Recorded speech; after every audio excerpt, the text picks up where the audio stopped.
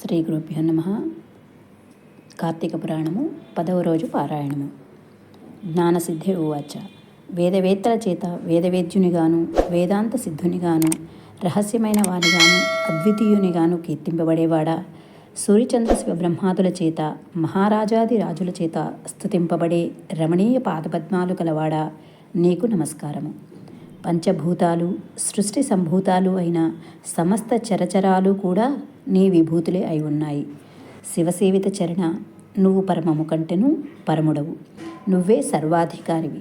స్థావర జంగమ రూపమైన సమస్త ప్రపంచము కూడా దానికి కారణబీజమైన మాయతో సహా నీ అందే ప్రస్ఫుటమవుతోంది.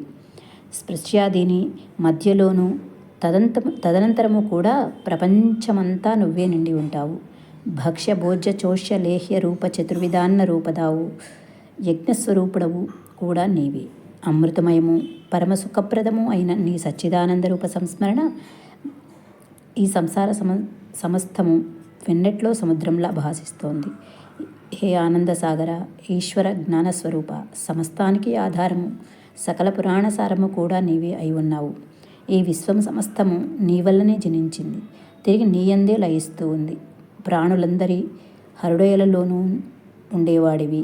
ఆత్మవాచ్యుడవు, అఖిల వంజ్యుడవు, మనోవాగామ గోచరుడవు అయిన నువ్వు కేవలము మాంసమయాలైన భౌతిక నేత్రాలకు కనిపించవు కదా తండ్రి. ఓ కృష్ణ, ఈశ్వర, నారాయణ, నీకు నమస్కారము. నీ దర్శన ఫలముతో నన్ను ధన్యుని చేయి. దయామతివై నన్ను నిత్యము పరిపాలించు. జగదేక పూజ్యుడవైన నీకు మ్రొక్కడం వలన నా జన్మకు సాఫల్యాన్ని అనుగ్రహించు. నేతవు కృపాసముద్రుడవు అయిన నీవు సంసార సాగరంలో సంకటాల పాలవుతున్న నన్ను సముద్ధరించు. హే శుద్ధచరిత, ముకుంద, త్రిలోకనాథ, త్రిలోకవాసి, అనంత, ఆదికారణ, పరమాత్మ, పరమహంసవతి, పూర్ణాత్మ, గుణాతీత, గురు, దయామయ, విష్ణు, నీకు నమస్కారము. నిత్యానంద సుధాబ్ధవాసి, స్వర్గాపవర్గప్రద, అభేద తేజోమయి, సాధుహృదయ, ఆత్మారామ, దేవదేవేశ, గోవింద, నీకిదే నా నమస్కారము. సృష్టిస్థితి లయకార, వైకుంఠవాస, బుద్ధి మొదలైన వారు పాదాల ఎందరి భక్తి అనే పడవ చేత సంసార సాగరాన్ని తరించి నీ సారూప్యాన్ని పొందగలుగుతున్నారు. అటువంటి తేజస్వరూపాలైన నీ పాదాలకివే నా ప్రమాణాలు. వేదాల చేత కానీ శాస్త్ర తర్క పురాణ నీటి కావ్యాదుల చేత కానీ మానవులు నిన్ను దర్శించలేరు. నీ పాదసేవ, భక్తి అనే అంజనాలను ధరించి కలిగిన వాళ్ళు మాత్రమే నీ రూపాన్ని భావించగలిగి ఆత్మస్వరూపినిగా గుర్తించి తరించగలుగుతున్నారు. ప్రహ్లాద, ధ్రువ, మార్కండేయ, విభీషణ, ఉద్ధవ, గజేంద్ర ఆది భక్తకోటులను రక్షించిన నీ నామస్మరణం మాత్రమే సమస్త పాపాలను నశింపజేస్తుంది. ఓ కేశవ, నారాయణ, గోవింద, విష్ణు, మధుసూదన, త్రివిక్రమ, వామన, శ్రీధర, హృషికేశ, పద్మనాభ, దామోదర, సంకర్షణ, వాసుదేవ, నీకు నా నమస్కారము. నన్ను రక్షించు. ఈ విధముగా తెరిపిలేని పారవస్యంతో తనను స్తుతిస్తున్న జ్ఞానసిద్ధుణ్ణి చిరునవ్వుతూ చూస్తూ, జ్ఞానసిద్ధ, నీ స్తోత్రానికి నేను సంతోషభరితుడనయ్యాను. ఏమి వరం కావాలో కోరుకో అన్నాడు విష్ణుమూర్తి. హే జగన్నాథ, నీకు నాయందు అనుగ్రహమే ఉన్నట్లయితే నాకు సాలోక్యాన్ని అంటే వైకుంఠాన్ని ప్రసాదించమని కోరాడు. జ్ఞానసిద్ధుడు తదాస్తు అని దీవించి తారక్షవాహనుడై శ్రీహరి ఇలా చెప్పసాగాడు. జ్ఞానసిద్ధ, నీ కోరిక నెరవేరుతుంది. కానీ అత్యంత దురాత్మలతో నిండిపోతున్న ఈ నరకంలో మహాపాపాత్ములు సైతము సులువుగా తరించే సూత్రాన్ని చెబుతాను విను.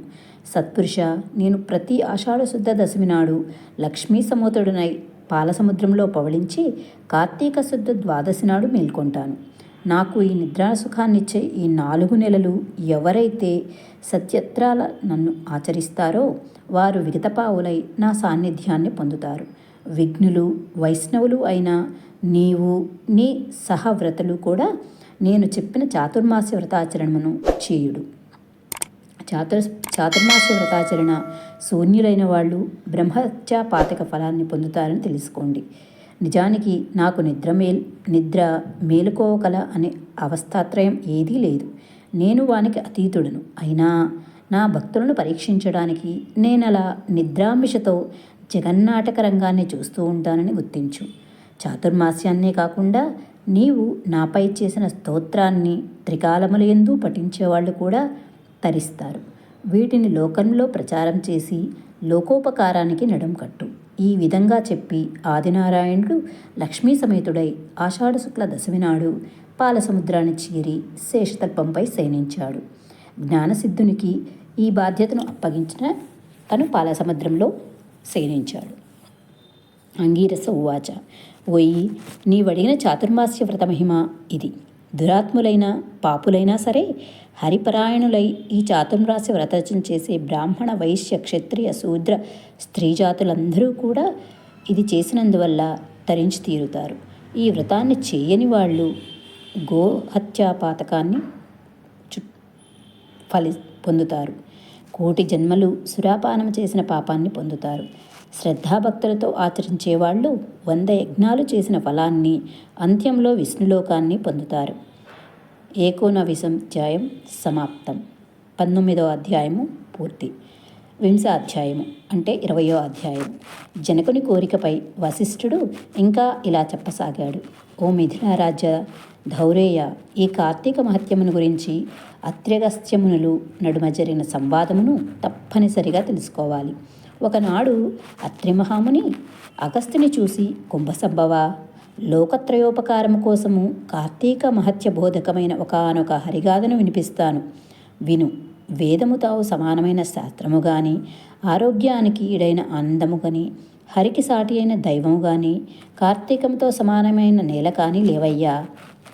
కార్తీక స్నాన దీపదానాలు, విష్ణువర్చనల వలన సమస్త వాంఛలు సమకూరుతాయి. ముఖ్యముగా కలియుగ ప్రాణులు కేవలం విష్ణుభక్తి వలన మాత్రమే విజయ, వివేక, విజ్ఞాన, యశోధన, ప్రతిష్టాన సంపత్తులను పొందగలుగుతారు. ఇందుకు సాక్షిభూతముగా పురంజయుని ఇతిహాస్యాన్ని చెబుతాను, విను. పురంజయోపాఖ్యానం. త్రేతాయుగంలో సూర్యవంశ క్షత్రియుడైన పురంజయుడు అనేవాడు అయోధ్యను పరిపాలించేవాడు. సర్వశాస్త్రవిధుడు, ధర్మజ్ఞుడు అయిన ఆ రాజు అత్యధికమైన ఐశ్వర్యము కలగడంలో అహంకరించిన వాడై బ్రాహ్మణ ద్వేషి, దేవబ్రాహ్మణ భూకర్త, సత్యశోచ విహీనుడు అయి దుష్టపరాక్రమయుక్తుడు, దుర్మార్గవర్తనుడు అయి ప్రవర్తింపసాగాడు. తద్వారా అతని ధర్మబలము నశించడంతో సామంతులైన కాంభోజ కురింజాదులు అందరూ ఏకమై చతురంగ బలాలతో వచ్చి అయోధ్యను చుట్టుముట్టారు. ఈ వార్త తెలిసిన పురంజయుడు మదయుక్తుడై శత్రువులతో తలపడేందుకు సిద్ధమయ్యాడు.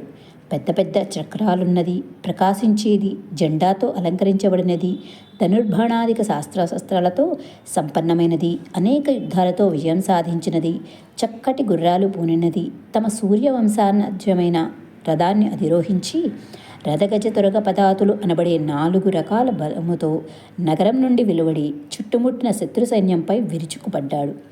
ఏవం శ్రీ స్కాందపురాణాంతర్గత కార్తీక మహత్యే 19వ అధ్యాయం 19, 20 అధ్యాయములు సమాప్తం.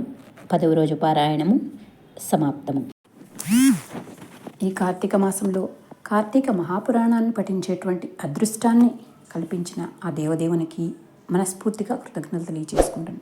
వింటున్న మీకు అందరికీ కూడా ఆయురారోగ్యాలు, అష్టైశ్వర్యాలు, పుత్రపౌత్రాదులతో సంతోషంగా వర్ధిల్లాలని కోరుకుంటూ సర్వేజన సుఖినో భవంతు. మళ్ళీ రేపటి పారాయణ కార్యక్రమంలో కలుసుకుందాం.